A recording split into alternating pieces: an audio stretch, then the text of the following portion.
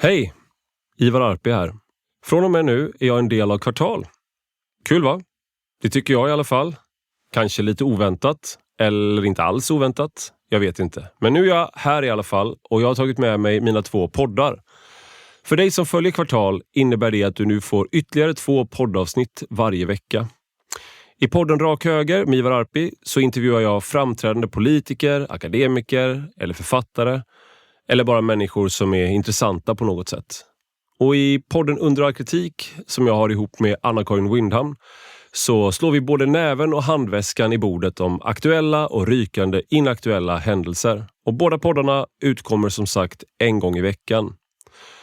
För dig som ännu inte har blivit prenumerant antingen på Kvartal eller på min Substack Rak höger så betyder det här att du nu kan få all min journalistik och hela resten av Kvartal med en enda prenumeration. Och just nu så får du första månaden helt gratis om du går till kvartal.se/testa Ivar. Gör det, tycker jag. Testa Ivar.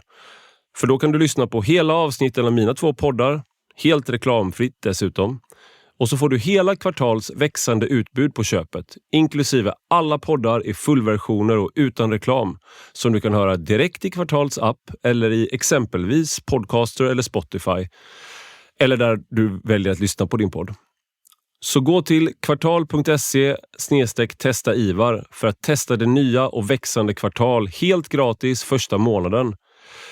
Tänk själv, som de säger här på Kvartal. Men gör som jag säger och testa Ivar. Get ready Sweden. BetMGM är här. Nu kan du uppleva spänningen från Las Vegas i mobilen. Ta chansen att spela på Bellagio roulettebord eller våra exklusiva MGM-slots. BetMGM. Casino och sport i mobilen. Åldersgräns 18 år. Regler och villkor gäller. Varför är det män som skickar dickpics och inte kvinnor som skickar vagina pics? Varför tycker män att den värsta sortens otrohet är sexuell medan kvinnor känner ett större svek om otroheten snarare är känslomässig? Varför är män och kvinnor så olika när det kommer till sex, dejting och relationer? Och varför fungerar det inte att endast skylla dåliga manliga beteenden på patriarkatet? I sin nya bok When Men Behave Badly svarar evolutionspsykologen David Buss på detta och mycket annat. Och i dagens podd fick jag chansen att prata med honom. Boken heter alltså When Men Behave Badly och inget annat. Men jag lyckas av någon anledning säga fel titel i podden. Så When Men Behave Badly. Förlåt David. Du lyssnar på Rak höger med mig, Ivar Arpi.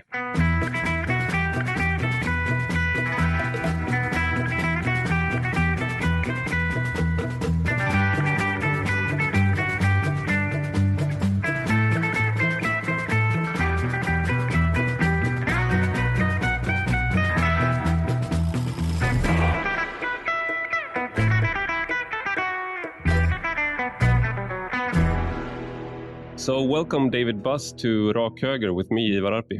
Oh, yeah. Well, thank you. It's a delight to be talking to you. Yeah, so your book is Why Men Behave Badly, and I think that's a great title in this day and age because it's a perennial question, but after the Me Too movement, I think a lot of people wonder why men do behave badly, and everybody has a theory. And what you bring is very interesting because you take up the evolutionary perspective of how did these behaviors come to be? Why do we do it like this? But I think like right out the gate, I would just want to clear up a confusion that you write about in the book as well, that when you speak about evolutionary psychology and you speak about evolved behaviors and evolved psychology, many people react quite badly, and they think that you say that the behavior is inevitable because it's a part of nature, or that you excuse some of these behaviors, for example, intimate partner violence. So perhaps you could go into why does that conflation happen and why is it wrong? Yes. Well, thank you for that question. It's a very common confusion, actually, 2 confusions. And maybe I could address them one at a time. One is the inevitability question. And it's precisely the opposite. So humans have evolved a large number of psychological adaptations. And once we understand that these psychological adaptations are activated or deactivated by specific social, personal, and environmental cues, then we are in a better position if we understand the causes of these things to alter the behavior. And so part of the reason I wrote the book, Why Men Behave Badly, which is focused on sexual violence, broadly speaking, and we can get into that, is precisely because a causal understanding of the roots of sexual violence is the key to eliminating it. And that's what I hope the book is used for. And if we ignore the evolved psychological adaptations that are causing these problems, then we are basically handicapping ourselves to for the goal of eliminating things like sexual harassment, intimate partner violence, sexual assault. Evolved does not mean inevitable. Okay, that is a false confusion. But a lot of people who don't understand the logic of evolutionary psychology make that confusion. And I try in the book to clarify that that's not the case. And I think anyone who reads the book will see that that is the case. Okay, second thing is the justification. Well, if it's evolved, I've had this throughout my other books. So one of my most well-known books is The Evolution of Desire, Strategies of Human Mating, where I talk in great detail about sexual infidelity. And in this book, I do as well about men's desire for sexual variety.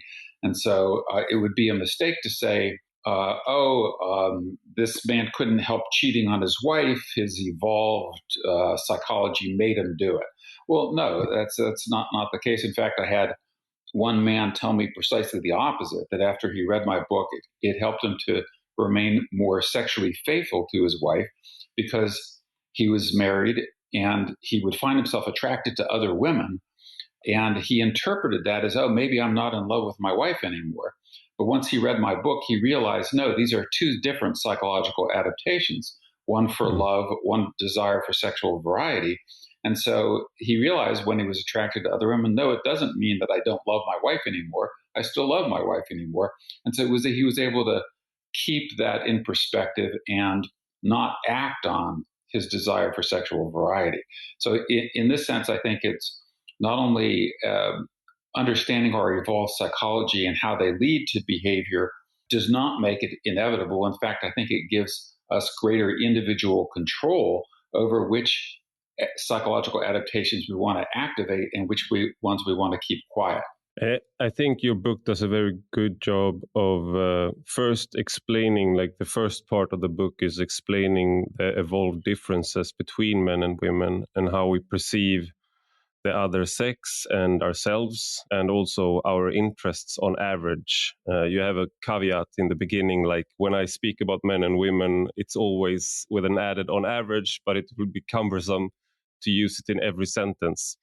So when we talk here as well about men and women, it's mostly on average. Yeah, absolutely. And that's why I make that, because the distributions overlap. And it's just like if you look at height, there are average sex differences in height. But of course, there are some women who are taller than the average man and some men who are shorter than the average woman. And the same applies to even things like upper body strength, where there's a very large sex difference, but there's still overlap in the distribution. So these statements are always on average. So thank you for making that point. I try to clarify it in the book, but You do. You managed to clarify it in the book, but we'll talk about the differences first, and then we arrive at the bad behaviors that you describe. But if you're a scientist, then it's great that there are dating apps which collect a lot of data. So you describe Tinder, for example. I'm too old. I actually met my wife via a Twitter in the early days. So, okay. But it was I was a very extremely bad at trying to seduce her via Twitter. So that she wanted to see me, it was just that we actually met in person, because I asked her out, like, can we go and play a basketball game together? It's like the worst pickup line I've ever heard. And she, of course, because you seem like you're tall, I think I said, or something like that. It was like the worst pickup line. So it's a miracle that we're now married and have 4 kids, but she must have seen something else. And we haven't played basketball yet together, but you, in Tinder, you describe how men, they swipe, I think it's right. They say they're interested in a very large amount of women. It's like a strategy. Yes. You swipe a lot of women, and women, they swipe very few men. Yes. And one other thing that I wanted you to elaborate on is that like the average man is not that attractive to the average to women, but the average woman is kind of attractive to men. So there's 2 different distributions there of who attracts women and who attracts men. Yes, yeah, absolutely. And these really, to me, these are fascinating sex differences. So Tinder is an app, and I don't know if this is true in Sweden, but in the United States, it's basically a hookup app. So it's an app for casual sex. And so that's why, a lot of the men on it. So there's some estimates that 30% of the men on Tinder are in fact married or in serious relationships, and they're looking for sex on the side. And so by swiping right on dozens or hundreds of women, they're basically pursuing a base rate strategy. They're hoping that one or a few will respond, and that's mostly what they're looking for. Now, there are other dating apps, of course, that are not like that. So OkCupid or eHarmony or Bumble, there are other dating apps that are more oriented toward long-term relationships. So, but yes, this is one of the second finding that you mentioned is one I talk about in the book, which is that women on dating apps like Tinder are attracted to guys in the top 20%. And so they get the top 20% guys get the vast majority of interest from the women. And what that means is that 80% of the men are kind of out of luck. This is, again, a reflection of the fact that women are more discriminating than men when it comes to short-term mating. So when it comes to long-term mating, the key is investment. Tänk om din plånbok kunde prata. Vad skulle den då säga om din relation till ekonomi? Alla relationer har ju sina ups and downs. Men att han har lån lite här och där, det tror jag skulle vara en ick för rätt många plånböcker och inte bara för mig. Ett första steg mot en bättre relation till sin plånbok kan vara att samla sina lån. Samla dina lån till ett på lendo.se. So going back to sexual selection theory and trigger theory of parental investment, where the sex that invests more tends to be more choosy or discriminating or discerning or intelligent about their mate selections, and the sex that invests less tends to be less choosy, less discriminating, and more competitive with members of their own sex for sexual access to the opposite sex. So when it comes to long-term mating, committed mating like marriage, both sexes invest a lot, and both sexes are very discriminating. Both sexes are very choosy when it comes to long-term mating like marriage, or you want to have kids, raise a family. But when it comes to short-term mating, women are still very choosy, and men become embarrassingly less choosy. And part of the reason is they're trying to fulfill their desire for sexual variety. Now, desire for sexual variety is one of these things that shows a profound sex difference on average, where men, if you ask how many sex partners would you like in the next 5 years, 10 years, your lifetime, there are huge sex differences. And these occur in every country around the world. Women say, I'd like one, or I'd like a few, or maybe I'd like 5, although a few women put higher numbers. But men say, I'd like a dozen, or 25, or 100, or a few say they would like 1,000. And so these are enormous sex differences that are highly replicable and are one reflection among many of men's desire for sexual variety. Many other studies show this sex difference, like consenting to sex with total strangers. So there's the experiments where a member of the opposite sex walks up to someone, and says, "Hi, I've been noticing you around. I find you very attractive. Would you have sex with me?" And women approached by men, 0%, unless the guy's like really attractive, A 10 out of 10. Yeah, if he's 10 out of 10, maybe you get a few percent of the women saying yes, but something like 75% of the men say to the woman yes. And of the 25% who do not, they sometimes ask for a phone number and a rain check. So these are enormous sex differences, and they show up in hundreds and hundreds of studies, experimental studies like that, expressed desires, even sexual fantasies. So men, for example, do more, they have more sexual fantasies, more frequent sexual fantasies, more sexual fantasies about a wider variety of different sex partners. So, and this is not a great thing. I mean, it's not a great thing that men have these things, these desires. So I got an email from a man who's 85 years old. And he said, I'm 85 years old. I just read your book. And he said, I am plagued by the fact that every time I walk down the street, my brain punishes me by evaluating the sexual attractiveness of every woman that I pass by. And so, and this is a reflection. So men can just walk down the street in any major city and sort of have these thoughts, sexual thoughts about half a dozen women as they walk down the street. And women tend to be more selective, even in their sexual fantasies. Okay, they might fantasize about a movie star, a particular movie star, or a particular musician, but often they fantasize about their romantic partner or someone that they want to be in a romantic relationship with. And so even when it comes to sexual fantasies, you see these large sex differences.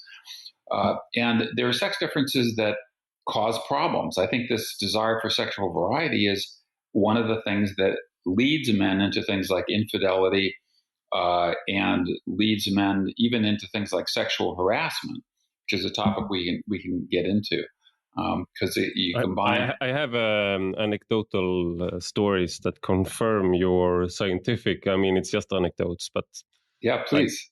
Like friends who they are basically happy. Male friends who are basically happy.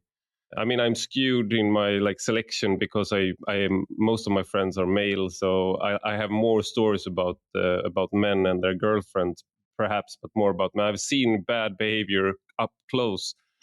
So one friend, he was in a stable relationship and he was kind of happy, but so we were at the party and he was unfaithful, and I gave him a lot of chances, like you should leave with me, and basically in the end he told me fuck off. So I had to okay, you can have your you can make your own mistakes. But it was just a variety thing. It was just he said it before and he said it after. It was basically that. So it was like a clear-cut case. It's just and when you read your book, many examples like that pop up in your mind.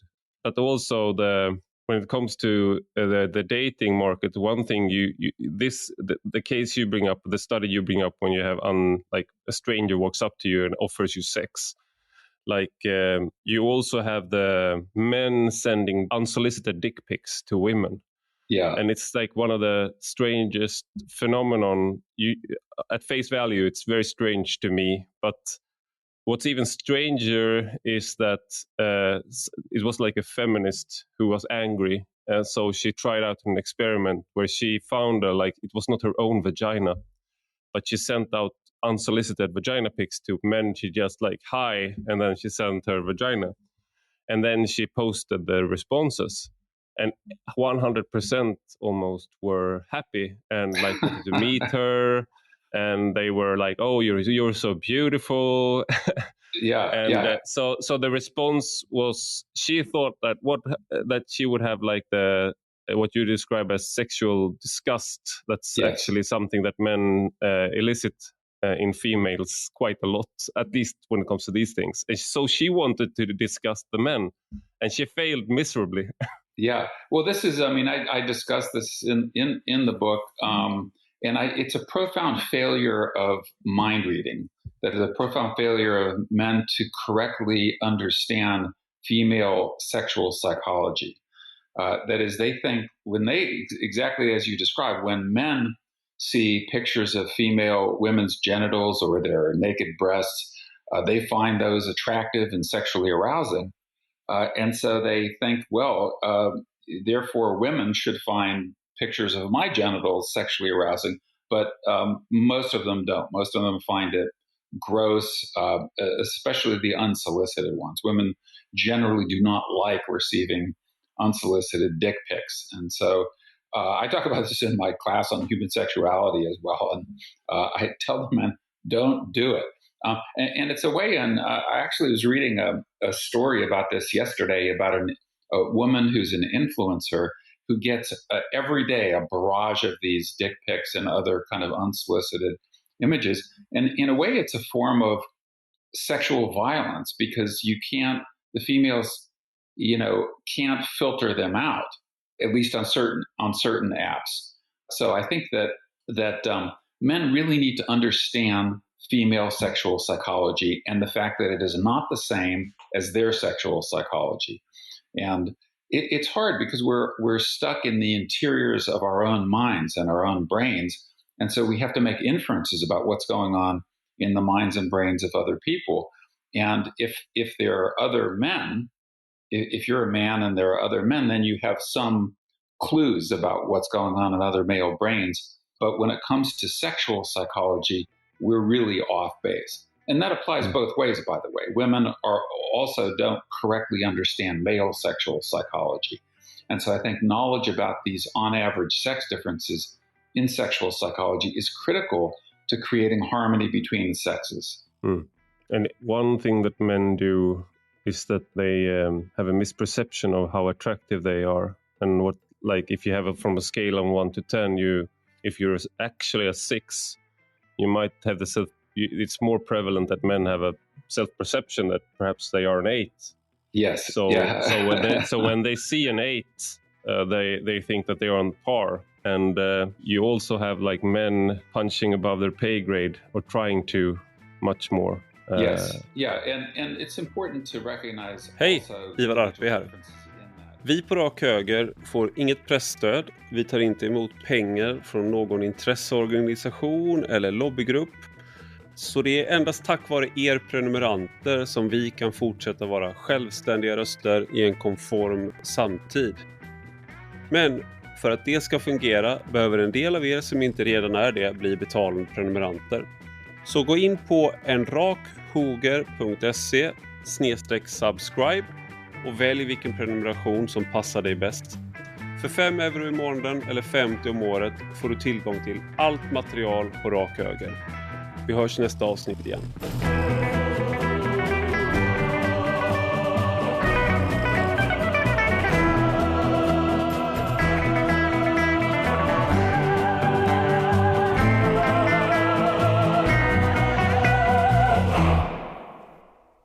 Och där tog det stopp.